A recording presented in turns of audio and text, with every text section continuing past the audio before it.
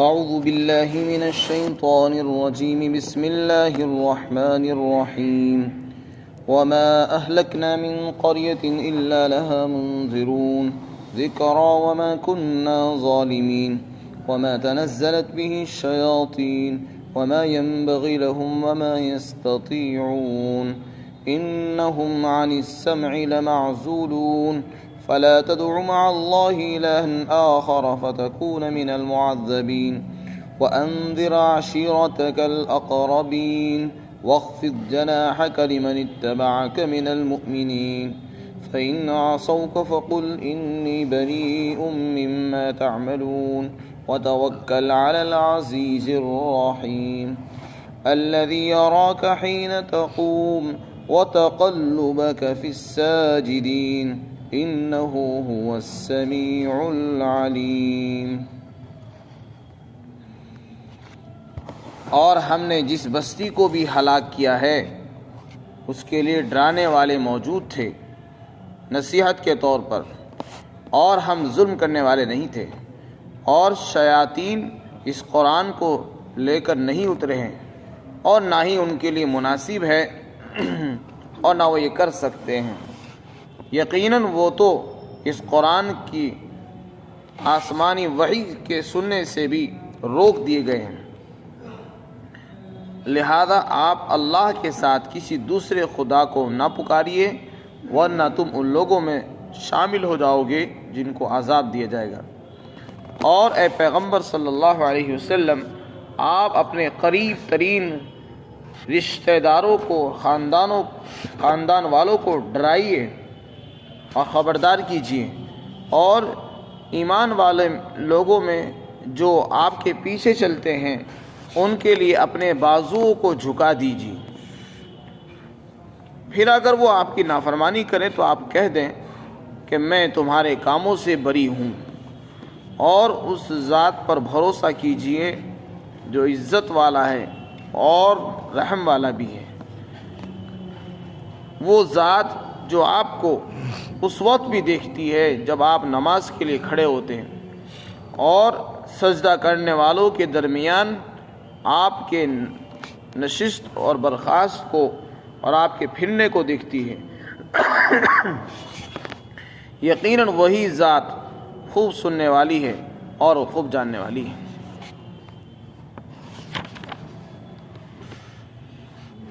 اس سے پہلی آیات میں اللہ تعالیٰ نے مشرکین کا بیان کیا۔ یہاں پر اللہ تعالیٰ فرماتے ہیں روئے زمین پر جتنی بستیاں ہلاک کی گئی وہ بغیر کسی پیشگی دعوت کے ہلاک نہیں ہوئی، بلکہ جس بستی کو بھی ہم نے عذاب دیا، چاہے اس پر پتھر برسائے گئے ہوں یا ان کا تختہ الٹ دیا گیا ہو یا ان پر آگ برسائی گئی ہو یا ان کے اوپر چنگھاڑ اور چیخ اور آواز آئی ہو یا پانی کے ذریعے سے ان کو غرق کیا گیا ہو، ہر بستی والوں کے پاس سب سے پہلے ڈرانے والے بھیجے جاتے تھے۔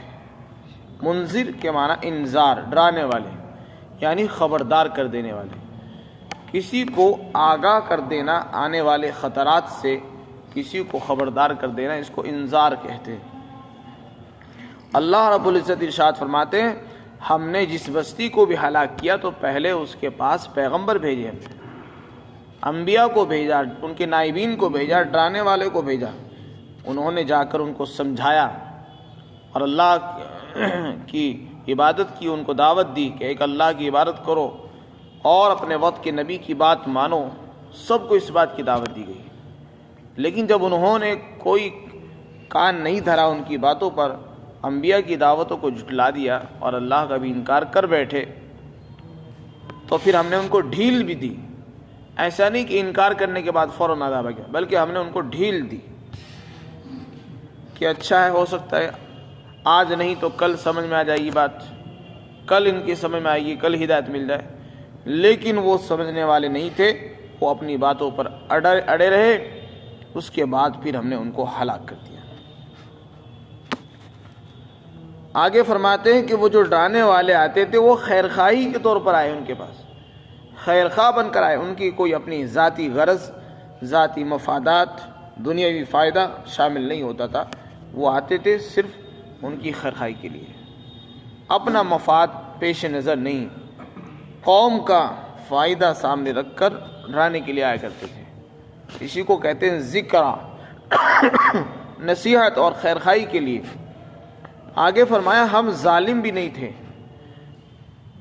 یعنی کوئی آدمی یہ نہ کہے کہ اللہ نے فلاں بستی کے اوپر جو عذاب بھیجا ہے، زلزلہ آ گیا، ان کو وہ پانی میں غرق ہو گئے، یا ان پر عمارتیں بلڈنگیں گر گئی، یا ان کا تختہ پلٹ دیا گیا، یہ تو بڑا ظلم ہوا، اس میں معصوم بچے بھی تھے، اس میں عورتیں بھی تھیں، اور یہ بھی تھا اور وہ بھی تھا۔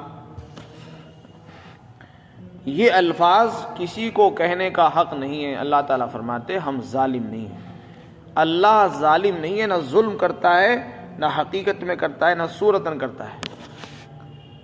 اس لیے کہ ظالم جب کہلاتا جب وہ پہلے ہی عذاب بھیج دیتا، نہ نبی بھیجتا، نہ کتابیں اتارتا، نہ کسی ڈرانے والے کو بھیجتا، یوں ہی عذاب سے ہلاک کر دیتا، تب ظالم کہلاتا۔ لیکن اس وقت بھی ظالم نہیں ہو سکتا اللہ تعالیٰ، کیونکہ اللہ تعالیٰ نے تو پہلے سے ہی عہد کر رکھا ہے۔ عہد الستو کے اندر اللہ نے وعدہ کر لیا تھا کہ یہ بتاؤ میں تمہارا رب ہوں یا نہیں، سب نے اقرار کیا۔ اس وعدے کے خلاف جو لوگ یہاں کر رہے ہیں، اللہ تعالیٰ اگر چاہتے تو ہلاک بھی کر سکتے ہیں، لیکن پھر بھی اللہ تعالیٰ نے حجت تام کرنے کے لیے، کسی کو یہ موقع نہ ملے کہ ہمارے پاس کوئی بتانے والا نہیں آیا، ہمیں کسی نے بتایا نہیں، ہمیں پتہ نہیں چلا اور ہم غافل رہے، اللہ نے پہلے نبیوں کا انتظام کیا، رسولوں کو بھیجا، کتابیں اتاری۔ اس سے پہلے اگر ہلاک ہوتا تو ظلم سمجھا جاتا، اس کے بعد ہلاک کیا جا رہا ہے۔ اور جب اللہ کا عذاب آتا ہے تو وہ عمومی ہوتا ہے، اس میں سب آ جاتے ہیں، اس میں نیک بھی ہلاک ہو جاتے ہیں، بد بھی ہلاک ہو جاتے ہیں۔ فرمایا ہم ظالم نہیں تھے۔ اس کے بعد تیسری آیت شریفہ میں اللہ تعالیٰ نے مشرکین کے اعتراض کا جواب دیا ہے۔ مشرک اور کافر لوگ یہ کہا کرتے تھے کہ محمد الرسول اللہ صلی اللہ علیہ وسلم جو قرآن ہمیں پیش کر رہے ہیں، وہ قرآن انہیں کوئی جنات آ کر سکھا دیتا ہے اور یہ پھر ہمیں پڑھ کر بتا دیتے ہیں۔ ان کا یہ دعویٰ کہ یہ اللہ کا کلام ہے، ایسا نہیں ہے، بلکہ یہ کسی جنات نے ان کو سکھایا ہے اور وہ ان کو ہمیں بتا دیتے ہیں۔ اس کے متعلق فرمایا کہ جنات اور شیاطین، ان کو تو اتنی طاقت ہی نہیں ہے کہ وحی الہی کو سن سکیں، کیونکہ شیطان جو ہے وہ جنات ہی میں سے، وہ جنات ہی ہے، وہ تو خود توحید کا دشمن ہے، وہ خود مشرک اور کافر ہو چکا ہے، عذاب الہی کا مستحق ہو گیا ہے، تو وہ قرآن سننا کہاں پسند کرے گا، سنانا کہاں پسند کرے گا۔ محمد الرسول اللہ صلی اللہ علیہ وسلم جو کلام پیش کر رہے ہیں وہ شرک کی دعوت نہیں دیتا، اس میں تو توحید ہے، اس میں تو آخرت کا بیان ہے، اس میں تو جنت اور جہنم کا ذکر ہے، تو بھلا شیطان توحید کی دعوت دے سکتا ہے کسی کو؟ اس سے یہ امید کی جا سکتی کہ وہ توحید کا پیغام سکھائے آپ کو؟ تو یہ تو بیتو کی بات ہوئی۔ شیطان تو توحید کا دشمن ہے، اور نبی جو ہے توحید کی دعوت دے رہے ہیں، قرآن توحید کا پیغام ہمیں سکھا رہا ہے، سنا رہا ہے، تو بھلا یہ قرآن شیطان کیسے آپ کے پاس لا سکتا ہے؟ دونوں ایک دوسرے کی ضد ہیں، وہ توحید کا مخالف ہے اور قرآن توحید کا قائل ہے، توحید کا پیغام پیش کر رہا ہے، اللہ کے ایک ہونے کی گواہی دے رہا ہے، تو ان دونوں باتوں میں تضاد ہے۔ فرمایا تو شیاطین اس قرآن کو لے کر نہیں اترے ہیں، فرمایا ان کے لیے تو ان کے لیے مناسب بھی نہیں ہے، نہ یہ کام کر سکتے ہیں، کیونکہ وہ تو شرک کی دعوت دیتا ہے۔ شیطان کی ساری کوشش یہ ہے کہ ایک ایک آدمی جہنم میں جائے، ہر انسان کافر بنے، ہر انسان کافر اور مشرک بن جائے، تو جو آدمی شرک کی دعوت میں لگا ہوا ہو بھلا وہ توحید کا پیغام لا سکتا ہے؟ تو جو لوگ یہ بیتو کی بات کرتے ہو کہ جنات اور شیطان آپ کو بتا دیتے ہیں، قرآن سکھاتے ہیں اور آپ ہمیں قرآن بتا دیتے ہیں، یہ قرآن گویا کہ جنات کا کلام ہوا، ان کا جواب دیا جا رہا ہے کہ جنات کا کلام کیسے ہو جائے گا، وہ تو خود مشرک ہیں، وہ ایمان نہیں لاتے۔ شیاطین توحید کے دشمن، نبی کے دشمن، اللہ کے دشمن، اور قرآن میں جو پیغام ہے اس میں شیطان کی کوئی بھی بات نہیں آئی، تو پھر شیطان کا کلام کیسے کیا جا سکتا ہے؟ آگے فرمایا شیطان ایسا کر بھی نہیں سکتے، اگر کرنا بھی چاہیں کہ وہ آسمان سے وحی کو چرا لیں اور اللہ کا کلام سن کر ہمیں بتا دیں، ایسا کرنے کی ان میں طاقت بھی نہیں ہے۔ جب آپ صلی اللہ علیہ وسلم کی آمد ہوئی اس کے بعد پہرا بٹھا دیا گیا آسمان پر۔ اس سے پہلے شیاطین کو یہ طاقت حاصل تھی کہ وہ آسمانوں پر جاتے تھے اور کان لگا کر وہی سن لیا کرتے تھے، فرشتوں کی باتیں سن لیا کرتے تھے۔ لیکن جب آپ صلی اللہ علیہ وسلم کی آمد ہوئی، قرآن کریم کے نزول کا زمانہ آیا، تو اللہ نے آسمان میں پہرے بٹھا دیے کہ اب آج کے بعد کوئی بھی جنات، کوئی بھی شیطان آسمان کے قریب کان لگا کر نہیں سن سکتا، نہ یہاں قریب آ سکتا ہے، نہ پھٹک سکتا ہے۔ جو بھی آئے گا اسے جلا کر راکھ کر دیا جائے گا۔ چنانچہ شہاب ثاقب ایک ستارہ ہے، وہ آتا ہے اور اس کا پیچھا کرتا ہے، اس کو جلا کر راکھ کر دیتا ہے۔ تو کوئی شیطان اوپر جا ہی نہیں سکتا، تو سننے کی تو بہت دور کی بات ہے، پھر وہ پہنچائے گا کیسے جب وہ سن ہی نہیں سکتا؟ فرمایا وما یستطیعون، وہ ایسا کر بھی نہیں سکتے، نہ ان میں طاقت ہے، کیونکہ ان کو سننے سے روک دیا گیا ہے، آسمانی وحی سننے سے ان کو روک دیا گیا ہے، وہ سن نہیں سکتے۔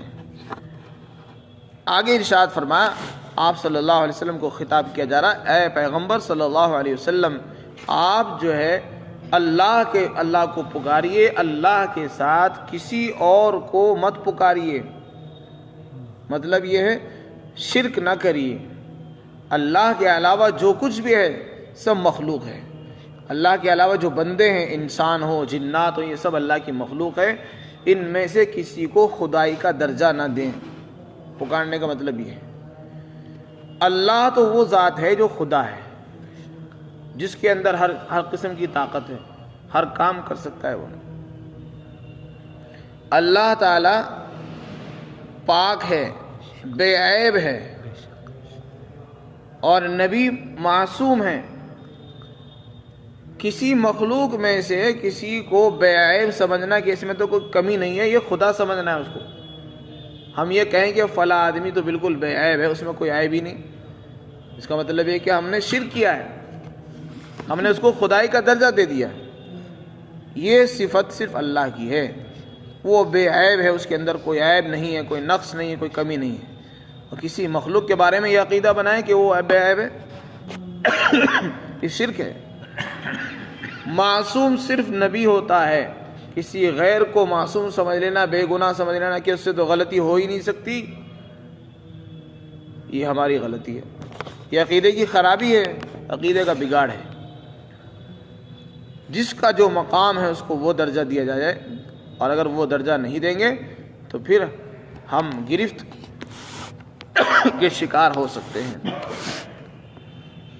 فرمایا اللہ کے ساتھ کسی خدا کو مت پکاریے، ورنہ آپ معذب لوگوں میں شامل ہو جاؤ گے، جن کو عذاب دیا جائے گا ان میں شامل ہو جاؤ گے۔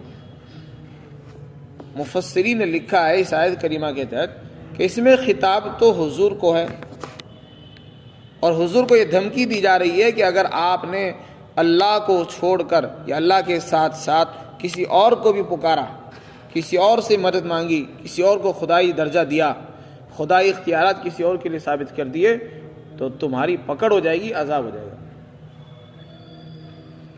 لیکن اس میں خطاب کے اندر پوری امت شامل ہے۔ جب نبی کو بخشا نہیں جائے گا، اگر نبی سے غلطی ہو گئی تو پھر پوری امت کا کیا حال ہوگا؟ اس لیے ساری امت کو سنایا جا رہا ہے کہ دیکھو جب نبی ہمارے یہاں ایسا کریں گے تو ان کی بخشش نہیں، تو پھر تمہاری بخشش کیسے ہو سکتی ہے؟ تم اللہ کے ساتھ ساتھ دوسری مخلوق کو کیوں پکارو گے؟ اور اگر پکارو گے تو تم کیسے بچ سکتے ہو؟ اس لیے اللہ کو پکارو، اسی کے سامنے، نہ کسی ولی کو خدائی مقام دو، نہ کسی بزرگ کو، نہ کسی عالم کو، نہ کسی پیر کو۔ سارے انسان جو ہے بزرگ ہو سکتے ہیں، اللہ والے ہو سکتے ہیں، لیکن نہ تو معصوم ہو سکتے ہیں، نہ بے عیب ہو سکتے ہیں، ان کے اندر عیب ضرور ہوگا۔ انسان ہے، کمی ہوگی، ان کے اندر خدائی کا درجہ نہیں ہو سکتا۔ ایک پیر ہے جو مر چکا ہے، وہ بالکل بے جان ہے، بے حس ہے، عاجز اور بے بس ہے، وہ خود اپنا کام نہیں کر سکتا، وہ تمہارا بھلا کیسے کر سکتا ہے؟ اس کے سامنے مرادیں مانگنا، اس سے حاجتیں پوری کروانا اور اس کے سامنے ہاتھ اٹھا کر دعائیں کرنا، یہ شرک میں داخل ہے۔ یہی ہے غیر اللہ کو پکارنا۔ ہم اللہ کو بھی پکارتے ہیں، نماز بھی پڑھتے ہیں، اللہ کے سامنے دعا کرتے ہیں، اور فلاں پیر صاحب کے پاس بھی جاتے ہیں دعا کرانے کے لیے، ان سے بھی کہتے ہیں کہ آپ ہمارا کام بنا دو۔ آگے ارشاد فرما وَأَنذِرْ عَشِيرَتَكَ الْأَقْرَبِينَ۔ عشیرہ کہتے ہیں کنبہ اور خاندان کو، عشیرہ کنبہ اور خاندان کو کہتے ہیں۔ حضور صلی اللہ علیہ وسلم کو جب اللہ نے نبی بنایا تو آپ خفیہ طور پر محنت کرتے تھے۔ پھر آپ صلی اللہ علیہ وسلم کو حکم دیا گیا کہ اے نبی جی، آپ اپنے قریبی خاندان کے لوگوں کو ڈرائیے، ان کو دعوت دیجیے توحید کی، اور شرک سے ان کو خبردار کیجیے، عذاب الہی سے ڈرائیے۔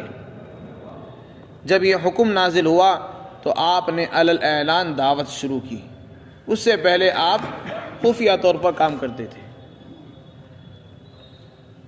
اور دعوت کا آغاز کہاں سے کرایا جا رہا ہے؟ اپنے قریب ترین خاندان کے گھر کے لوگوں سے۔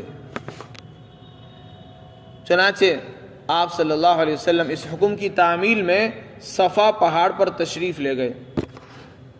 صفا پہاڑ جو حرم کے بالکل قریب ہے، صفا پہاڑی پر تشریف لے گئے۔ اسی صفا پہاڑی کے ارد گرد اطراف میں، میدان میں، وادیوں کے اندر حضور کے اور قریش کے جو خاندان تھے، قبیلے، وہ وہاں بستے تھے، وہیں رہتے تھے۔ آپ نے اوپر کھڑے ہو کر اعلان کیا اور قریش کے جتنے بھی خاندان تھے سب کو آواز دی، بلایا۔ پہلے زمانے میں جب کوئی آدمی کسی کو بلاتا تھا تو وہ پہاڑ پر چڑھ جاتا تھا اور اعلان کرتا تھا، ان کے نام لے لے کے پکارتا تھا، تو لوگ خود وہاں پہنچ جاتے تھے۔ اور اگر کوئی نہیں پہنچ سکتا تھا تو وہ اپنے کسی نمائندے کو بھیج دیا کرتا تھا کہ بھائی جاؤ دیکھ کر آؤ ان کو کیا ضرورت ہے، کیا کام ہے، کیوں بلا رہے ہیں۔ چنانچہ قریش کے لوگ آئے، بڑے بڑے سردار وہاں جمع ہو گئے، کسی نے، کوئی خود آیا اور کسی نے اپنے نائب اور نمائندے کو بھیج دیا۔ جب سب لوگ وہاں جمع ہو گئے تو آپ نے ان سے فرمایا کہ یہ بتاؤ، اگر میں تمہیں یہ خبر دوں کہ اس پہاڑ کے دامن میں، یعنی اس وادی کے اندر، ایک گھڑ سواروں کی پوری جماعت ہے جو تمہارے اوپر حملہ کرنے والی ہے، تو کیا تم میری بات کا یقین کرو گے؟ سب نے کہا کہ ہاں، کیوں نہیں، ہم آپ کی تصدیق کریں گے، کیونکہ ہم نے آج تک آپ کو سچائی مانا ہے، سچائی سمجھا ہے، سچائی دیکھا ہے۔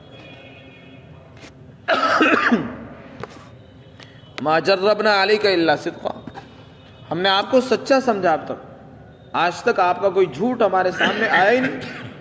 ہم آپ کو صادق اور امین کہتے آئے ہیں، تو ہم آپ کی بات کو جھوٹا کیسے کہہ دیں؟ اگر آپ ہمیں کہیں کہ اس پہاڑ کے پیچھے ایک لشکر بیٹھا ہوا ہے، وہ صبح ہوتے تم پر حملہ کرے گا، تو کیا یقین کرو گے؟ سب نے کہا ہم آپ کا یقین کرتے ہیں۔ تو آپ نے فرمایا کہ دیکھو، بات سنو، تم جس کام کے اندر مبتلا ہو، جس شرک اور کفر کے اندر گندگی میں مبتلا ہو، وہ اس کی وجہ سے تم پر ایک بہت بڑا عذاب آنے والا ہے، لہذا میں تمہیں خبر دے رہا ہوں، تم توحید اختیار کرو، ایک اللہ کی عبادت کرو، شرک سے بچو، اگر نہیں بچو گے تو ایک دن تم پر ایک بڑا عذاب آئے گا۔ بس یہ خبر دینی تھی۔ ابو لہب جو آپ کا چچا تھا وہ اٹھ گیا اور کھڑا ہو کر کہنے لگا تبا لک سائر الیوم الہذا جمعتنا، کہ ہمیشہ تم ہلاک ہو جاؤ، سارے دن تم پر ہلاکت اور بربادی برستی رہے، کیا اسی کام کے لیے ہم کو یہاں جمع کیا تھا؟ ہم اپنا کام چھوڑ کر آئے، اپنے کاروبار کو چھوڑ کر آئے، اپنے بیوی بچوں کو چھوڑ کر آئے، تمہارے کام کے لیے آئے، پتہ نہیں کس کام کے لیے آپ بلا رہے ہیں، کیا مدد کی آپ کو ضرورت تھی، ہم تو اس کام کے لیے، اور آپ ہمیں کیا کہتے ہو کہ اپنے باپ دادا کا دین چھوڑ دو؟ ہم ایسا نہیں کر سکتے۔ چنانچہ وہ آپ کو برا بھلا کہتا ہوا واپس چلا گیا۔ ابو لہب تبا لک سائر الیوم الہذا جمعتنا، کیا اسی کام کے لیے ہم کو جمع کیا تھا تم نے؟ وہ ناراض ہو گیا، اور آپ کے لیے بد دعا کی اس نے، اس پر تبت یدا ابی لہب نازل ہوئی، جس کے اندر اللہ تعالیٰ نے ابو لہب کا نام لے کر کہا کہ وہی برباد ہو جائے۔ تبت یدا ابی، ابو لہب کے دونوں ہاتھ ٹوٹ جائیں، اس پر آیت شریفہ نازل ہوئی، چنانچہ وہ خود بھی برباد ہوا اور اس کے بچے بھی برباد ہو گئے۔ اس آیت شریفہ کا پس منظر یہ ہے، جب یہ آیت شریفہ نازل ہوئی تو پھر آپ پہاڑی پر چڑھے اور آپ نے لوگوں کو دعوت دی۔ اس میں کیا حکمت ہے کہ اپنے خاندان کے لوگوں سے دعوت کا آغاز کرایا جا رہا ہے، حالانکہ آپ صلی اللہ علیہ وسلم کو اللہ نے رحمت للعالمین بنایا ہے، سارے جہانوں کے لیے آپ نبی بن کر تشریف لائے اور عالمی نبی ہیں، کسی علاقے کے لیے نبی بن کر نہیں آیا۔ تو سوال یہ ہے، آپ کو یہ حکم کیوں دیا جا رہا ہے کہ آپ اپنے قریبی خاندان کے لوگوں کو ڈرائیں؟ تو مفسرین نے اس کا جواب یہ دیا، اس میں حکمت یہ ہے، اس کا یہ مطلب نہیں کہ اور لوگوں کو نہ ڈرائیں، آپ دعوت اور لوگوں کو نہ دیں، بس اپنے گھر میں خاندان والوں کو دعوت دیتے، نہیں، ایسا نہیں۔ دعوت کا آغاز اور ابتدا اور شروعات اپنے گھر سے ہونی چاہیے، اپنے خاندان کے لوگوں سے ہوں۔ کیوں؟ اس لیے کہ دعوت آپ کی مؤثر جبھی ہوگی جب آپ کے گھر کے لوگ دیندار ہوں گے۔ ایک آدمی پورے شہر میں دعوتیں دیتا ہے، تبلیغ کر رہا ہے، ملک ملک جاتا ہے، شہر در شہر دعوتوں میں جماعتوں میں پھر رہا ہے، اور گھر کے لوگ بے دین ہیں، گھر کے لوگ نماز نہیں پڑھتے، بھائی نمازی نہیں ہے، کوئی داڑھی کاٹتا ہے، کوئی حرام کھاتا ہے، کوئی گناہوں میں مبتلا ہے، خاندان کے لوگ برائیوں میں مبتلا ہے، اور ہم جو ہے جماعتوں میں دعوتوں میں پھر رہے ہیں، تو آپ کی دعوت مؤثر نہیں ہو سکتی۔ لوگ کیا کہیں گے کہ اپنے گھر کی تو خبر لے لو، دوسروں کو تم دعوتیں دیتے پھر رہے، اپنے گھر کا حال معلوم نہیں کہ گھر کا حال کیا ہے، گھر میں لوگ عورتیں نماز نہیں پڑھ رہی ہیں، بچوں کا حال یہ ہے کہ وہ بیران پھر رہے ہیں، وہ دین سے دور ہیں، نمازوں سے دور ہیں۔